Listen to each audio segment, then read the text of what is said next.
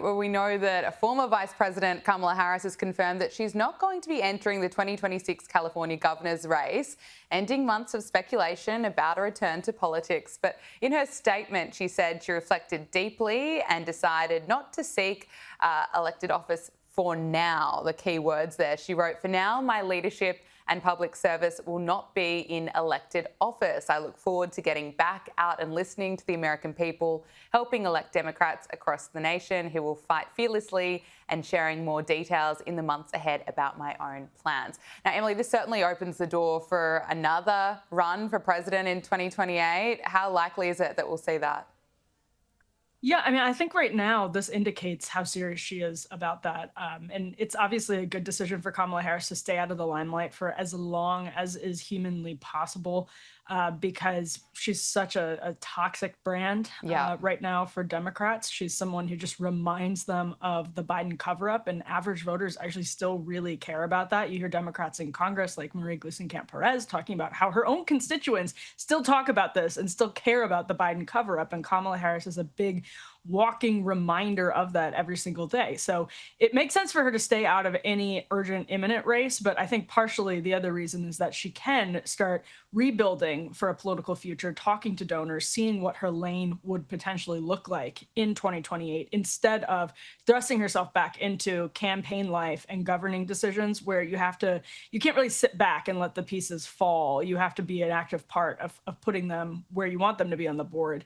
I think she recognizes that it will behoove her to come into that process later and not really be a leader in the Democratic Party's transition phase right now. Well, speaking of the Biden cover-up, former President Joe Biden is now writing a memoir about his time in the White House. He's reportedly getting $10 million up front to write this. I mean, Emily, what are the chances that he's actually going to be writing this one? He might be bringing back the auto pen or staff who are actually running the country to get this done. Well, memoir is, of course, a derivative of the word remember. And I have a very hard time. I have a very hard time believing that Joe Biden's memories of his time as president of the United States are detailed and vivid enough to constitute a really compelling memoir without someone else filling in a lot of the blanks for him. And I'm sure that's about what we're going to see. He's right now ailing from, I believe, stage 4 cancer, very serious cancer diagnosis. So, I mean, it's actually always just makes me sad. I mean, it makes me mad on behalf of the country, but it makes me sad also for him to just see him try to build this legacy after serving in office, trying to run again, and dividing the country so much over what was obvious for everybody to see. Yeah, I agree with you. It is so sad, and I think the people around him, including his family members, have a lot to answer for. I want to ask you about an incident that took place in the United States this week. There was a horrific attack in Cincinnati where vision went viral of thugs attacking 2 people just in the streets. You know, a vision that was horrific. We decided not to play it. Now, Cincinnati Chief of Police, she held a press conference where she unleashed on the media and those posting on social media about it. Take a listen. Social media and journalism and the role it plays in this incident. And yes, guys, that's you. That is you. Social media, the post that we've seen, does not depict the entire incident. That is one version of what occurred.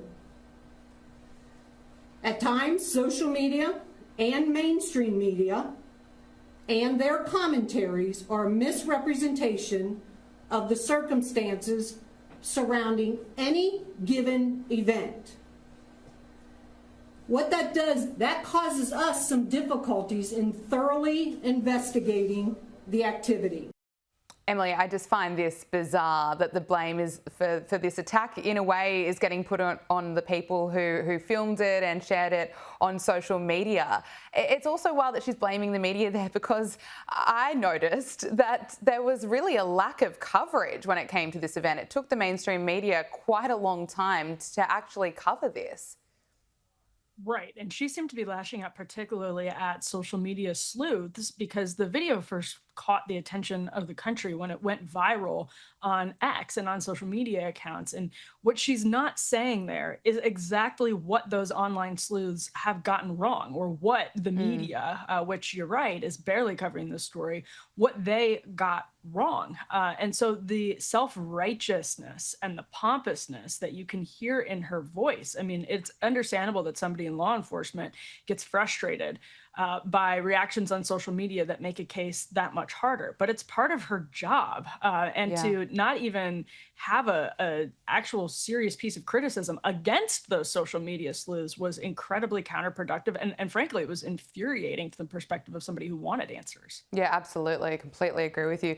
Finally, Katy Perry has been spotted back from space out on a dinner date with Canada's former Prime Minister Justin Trudeau. TMZ has released photos of the American singer grabbing dinner with him in Montreal. Look, neither of them are very popular. What's the reaction to this been?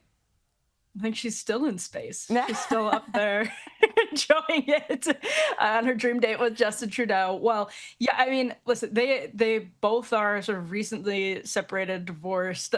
It's incredibly strange, but not surprising, because I think they're both people who enjoy the limelight, that they would be finding solace in other celebrities. So I'm excited to see where this goes. I bet it's going somewhere. They stopped at the park apparently before this date, so it seems like it might have some legs. And Justin Trudeau, I mean, he's got more time on his hands now, so he certainly could give her some attention. Emily Jashinsky, host of After Party with Emily Jashinsky, thank you so much for joining us on Power Hour. Great to speak to you again. Thank you. Appreciate it.